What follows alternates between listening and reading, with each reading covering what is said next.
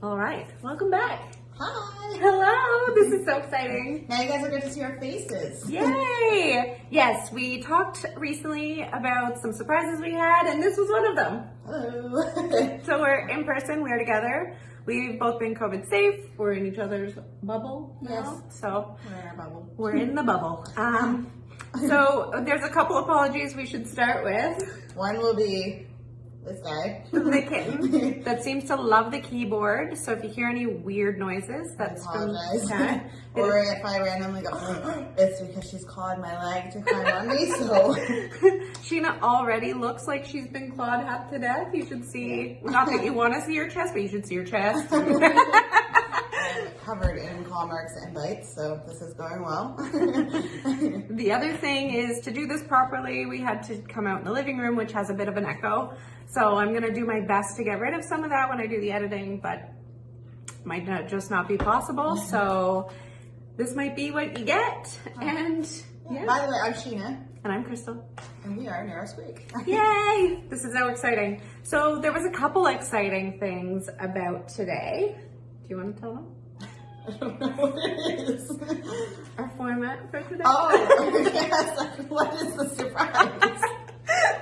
I'm really involved in a lot of the things, as you can see. So Crystal has a friend that's an author who she'll give a proper shout out to. Mm-hmm. But anyways, we're doing a blind read today. So basically she did some research on some Irish or St. Patrick's Day related murders, and she's written them up for us, and we have not looked at them. So we're just reading them at the same time as you guys are going to hear them. So that's pretty exciting. We're hoping that maybe they're a little funny, and we'll see how this goes. Honestly, my anxiety is kind of through the roof because I feel like I'm in grade 5 again. I'm like waiting for the teacher to call on me to read, and I'm like, I hope I don't screw it up. So anyways, I can read, but my nerves might get the best of me. So yes, so we want to give some major props to Stephanie Beaudin. She is our writer. She's not an author yet, though she is playing with the idea. She does have lots of education related to writing, and she's just overall a fantastic person. And she's been listening to us since the very, very beginning.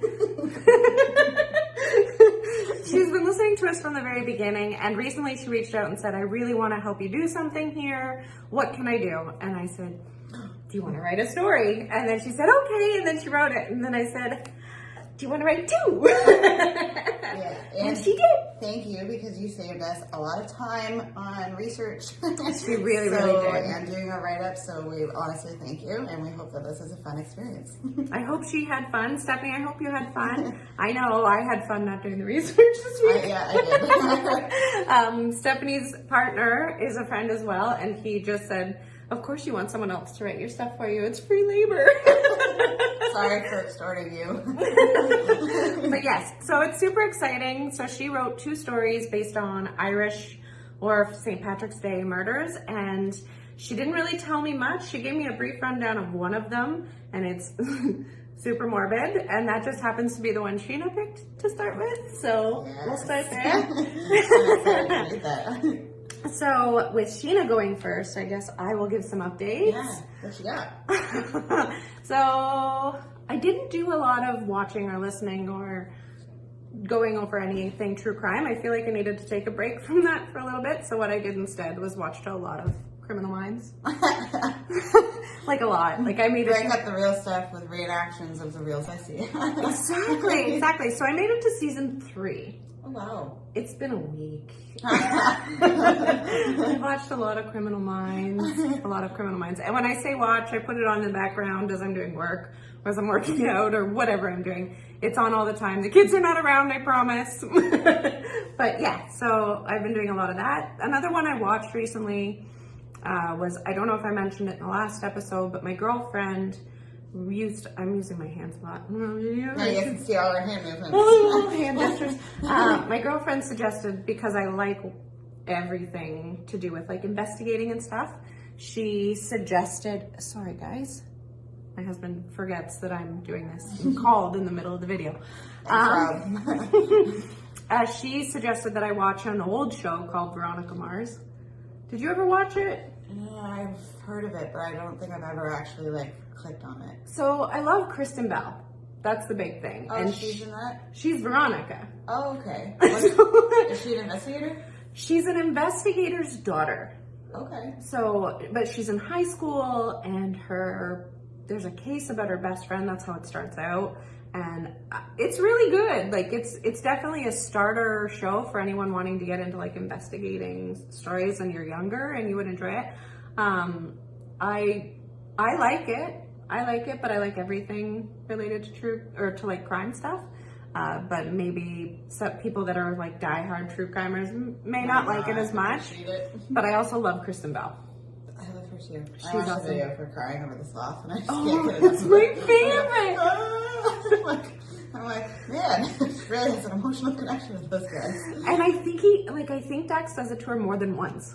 Really? Well, no, sorry. He did it to her once, and then Ellen showed the video on her show. Oh, right. And then she did it to her. It was so good. Kristen Bell is awesome. The show Veronica Mars is pretty good, but maybe not for everybody. So it's for the younger generation, definitely. But I enjoy it.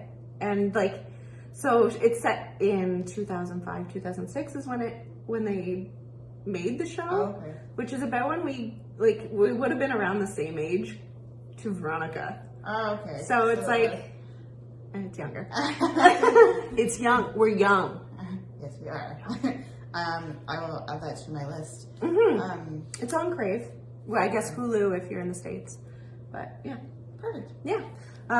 So I also... you have a story. I'm excited to hear this. So before we start reading our stories, I do have one more update, and it just happened today. So we've talked a little bit about my aversion to Amazon delivery guys and how I lock the door when they leave, right? Well, today I got a delivery. My kids broke their DS charger, so I ordered them another one. And he comes to the door, and this guy's been to my house a couple times. He passes me the package, and then he says, "Hey, your door opens out. Like our house door, most people's open inward. Well, ours opens outward." And he's like, "That's interesting. Everybody else's opens the other way." I'm like, that's interesting. It's interesting. It's weird, sure, but that's my door. Yeah. And I said, well, it's actually kind of useful in situations like if there's a fire, it's easier to get out. You're not like, I'm thinking in crowds that I don't know why, like, because there's going to be a crowd in my house if there's a fire. But in a fire, it's safer to be able to open out than in. So I said that to him, and he says, "Oh yeah, that makes sense. Plus, if the wind blows, it's going to blow it shut and not open." And he says, "But." Sorry. I'm just trying to. Wow. I just made that worse. No, it's fine. So he says, "Yeah, but that could work against you because someone could just like bolt in the crack and then you couldn't get out." And I'm like, that's terrifying. And I think he realized that he said something super weird.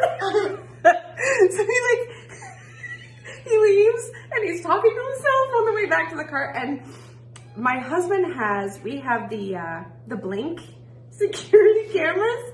And so he's watching this from work because it'll notify him when there's activity at the door. So he's watching the guy walk back to his car, talking to himself. And then I call him and I tell him about it. He goes, "Yeah, that's a little weird." And then he sat out in front of the house in the van for like 5 minutes. So I made Rob stay on the phone with me and tell you that. So you're putting all the scary things in the universe, so then you're gonna get the one creep. Right? It's my own fault. I did it to myself. Needless to say, I apologize to the Amazon delivery guy for thinking that he's a murderer, but maybe don't bring up bolting people's doors shut. And then I won't think that way. That's so funny. Yeah. So that happened. Yeah, of course that would happen to you. Yeah. That is it. That's all I had for updates. I really didn't have a lot this week. Sometimes I come with like a whole list of stuff that I want to talk about, but that was all I had. This is happening. So Sheena's the cat lady today. Yeah, I've officially become a crazy cat lady. I take so many pictures of them. I'm like, what am I becoming?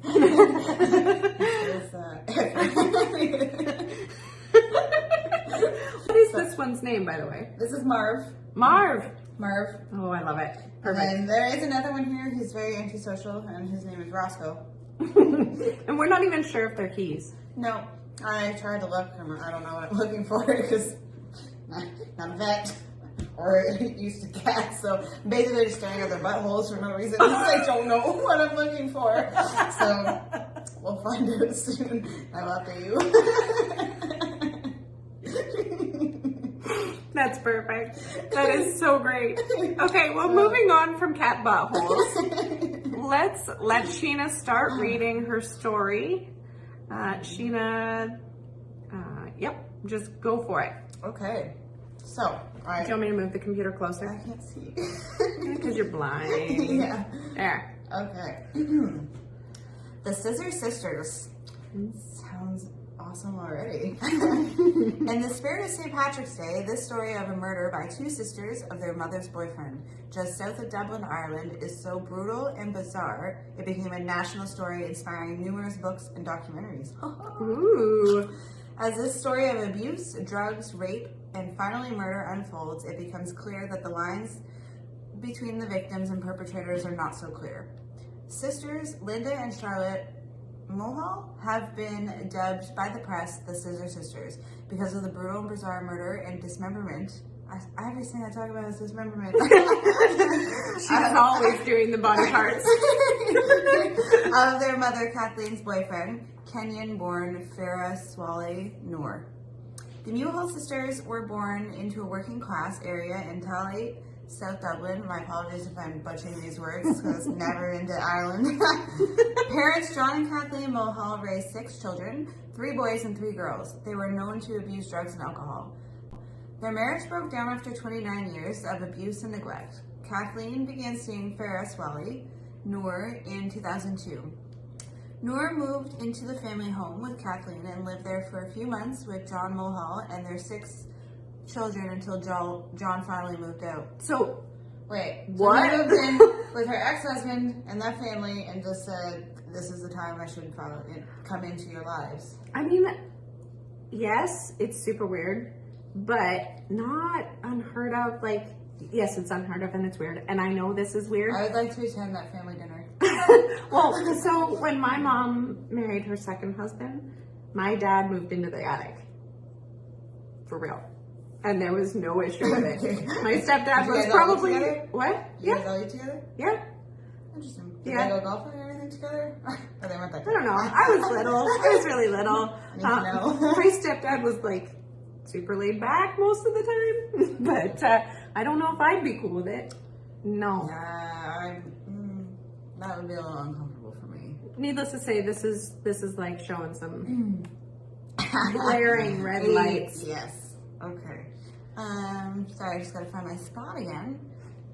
Both sisters had issues with drugs and alcohol, previous convictions, and numerous bad relationships with men. At the time of the murder, Linda, at 31 years old, was unemployed. Sorry. Was unemployed and had 4 children. Her first husband had killed himself, and another was imprisoned for abusing drugs and burning and brutalizing her children. Jesus. What is going on in Dublin? Lots of bad things. Apparently, the night of the murder on March 20th, 2005, started with Linda, Charlotte, and their mom, Kathleen, taking ecstasy and drinking while partying with Farah. Sounds like a good night. Yeah. They were celebrating St. Patrick's Day weekend weekend that was going on throughout the streets of Dublin. When they returned home, Charlotte crushed some ecstasy pills into Farah's drink so that they could all be high together. Oh. The family affair. Farah had begun making advances on Linda and whispered how they were both creatures of the night, and if she became hysterical, her mother begged the girls to kill him. Charlotte... Oh. It went bad. That turns out. It was fun until it wasn't. When they returned home, my goodness. Oh, you little turkey. When they returned home, Charlotte crushed an I just read that. Could all be high together. Farah began making advances on Linda, and he whispered how they were both creatures of the night, and the mom begged the girls to kill him.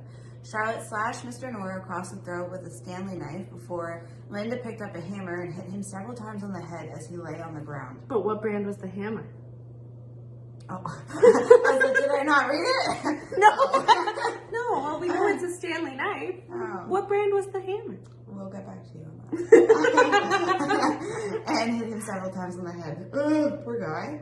The sisters continued to stab him before dragging his lifeless body into the bathroom and dismembering his remains, decapitating him, again, I always get the decapitation, decapitating him and cutting off his penis. This is perfect for Sheena to read. Oh, of course it is. It's all the things. Cutting off his penis with a kitchen knife and a hammer? Oh, shit. Maybe I could like With, like... Can you do that motion again? Oh my god, no.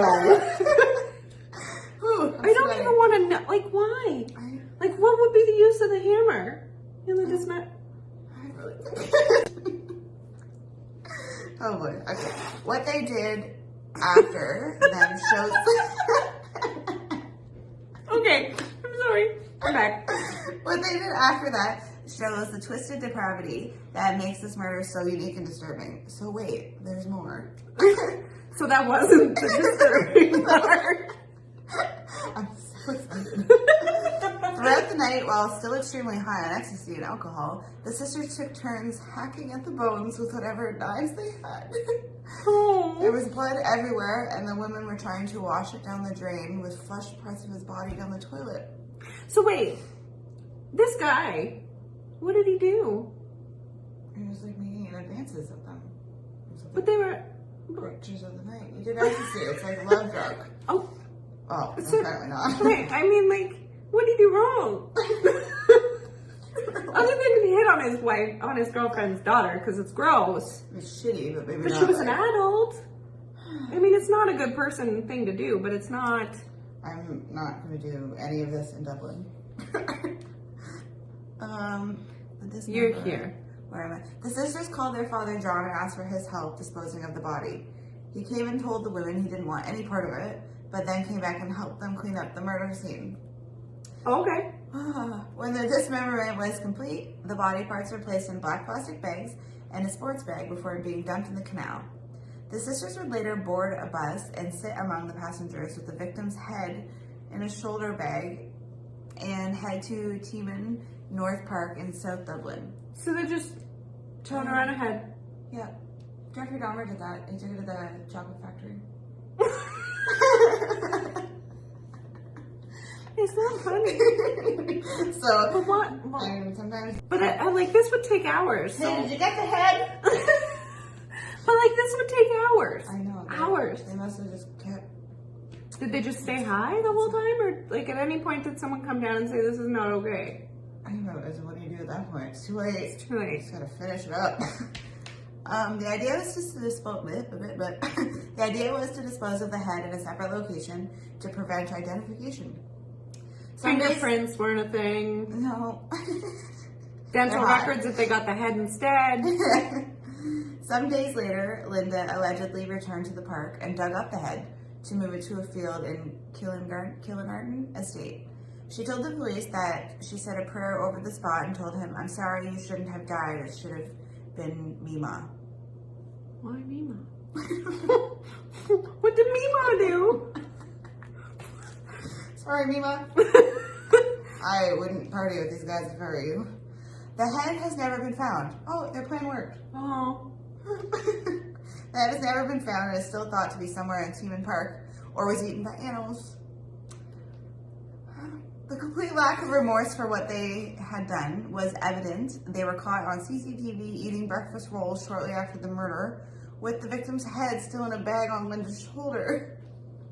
Oh no! No. The original investigation started on the 30th of March 2005 when a shocked passerby spotted Farah's dismembered leg floating in the Royal Canal, Co-Dublin.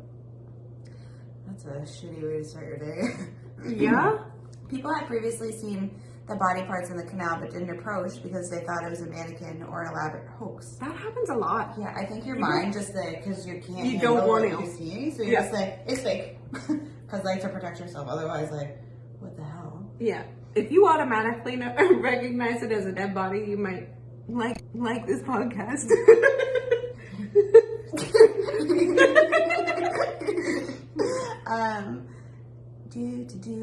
Investigators first thought it was a white body. The water had bleached the skin. Aww. Police believed it was a ritual killing because of the way that the body was dismembered and that the head and genitals were missing.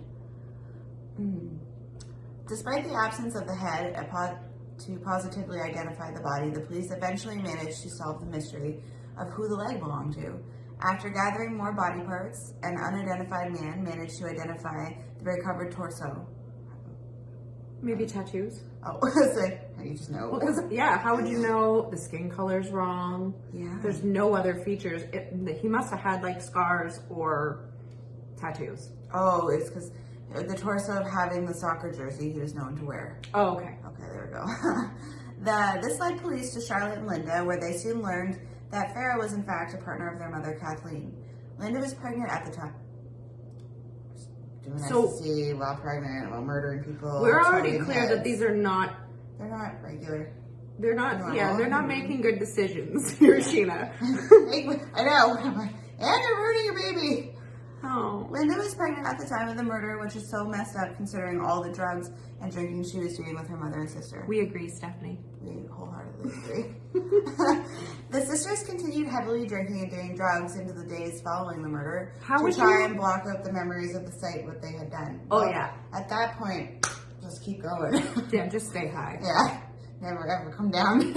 Linda couldn't handle the knowledge of what she had done after losing the baby. She decided to go to the police and tell them everything that had happened. She was so distraught about coming forward to the police and what she had done, she slashed her wrists and had taken a lot of drugs before the statement. That doesn't surprise me. The drug part. Linda told police every detail of the killing. Charlotte, on the other hand, claimed everything Linda said was a lie, and it was Kathleen who killed him. Kathleen had cut off all contact with her daughters after the murder and moved to England to get away from what happened. You started this, Kathleen. Oh.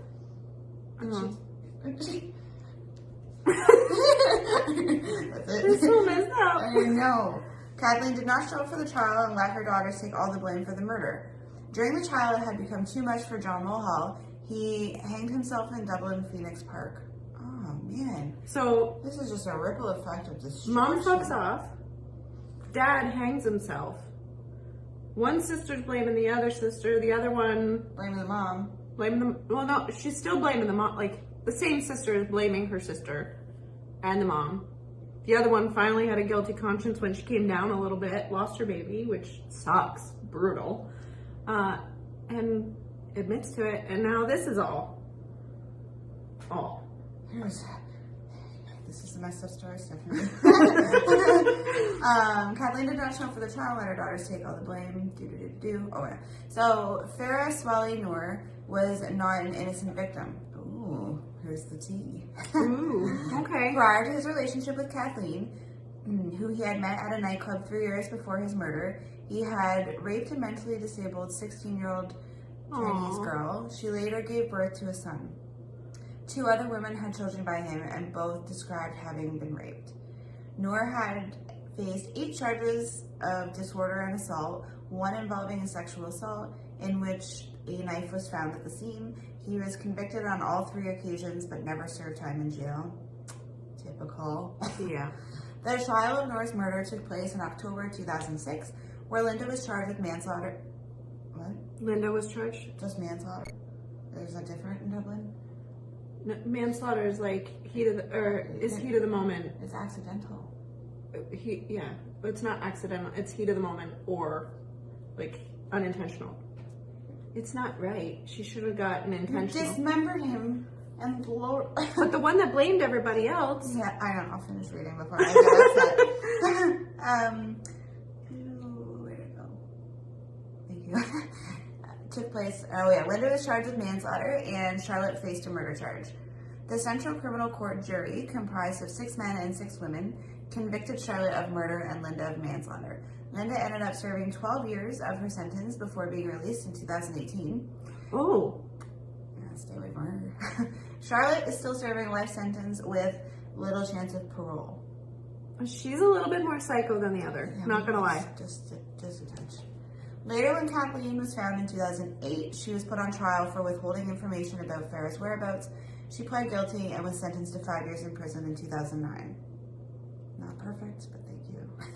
The saga doesn't end with their imprisonment. And wait, there's more! Like I'm on a game show. While serving her life sentence, Charlotte has been anything but a model prisoner. She denied having lesbian romps in jail. Get yours, Charlotte. Yeah, you got nowhere else to be. Including an alleged fling with a warden, and disputed claims she had been found in a very compromising position with the prison officer. In November 2017, a male member of the prison staff was found hiding behind a shower curtain in Mulhall's ensuite bathroom, and prison CCTV recorded the man entering her cell 10 minutes earlier, just hiding behind the shower. So neat. Obviously, they were caught. Yeah. Charlotte was also disciplined after photos of her emerged. After photos emerged of her posing for the camera, jokingly holding a knife to the throat of a male inmate in the jail's kitchen. How is she? She is a kind. Hold on? Do they house the men and the women together is she in England or Dublin? Oh, I thought you said England there for the prison. It would be Remember. very confusing. Do they put men and women in the same jail? Also, we will get back to you with that and the brand and the hammer. So yeah, that's odd though. Why does she have knives in the kitchen? First of all, how does she have access to that many men? That's a lot of sex when you're supposed to be in prison. Yeah. With no sex. A year before her release, Linda suffered a broken arm and severe facial injuries after falling in her prison cell. She was alone at the time of the incident. She had been known as a model prisoner. So Linda's still doing good. Other chickie, not so good. In the last few years of her sentence, she struggled with life outside of jail. She was overdosed on drugs but was revived by paramedics. This is clearly not a simple tale of two women brutally murdering and dismembering a man. Linda and Charlotte had lived horrific abuse. Their victim deserves his fate and would have been, as he would have brutalized more women, having given the chance. I'm not gonna lie. The world is a better place without the guy. But maybe he could have been left with all his body parts together? Yeah. That's a lot of... It's been a hell of a night.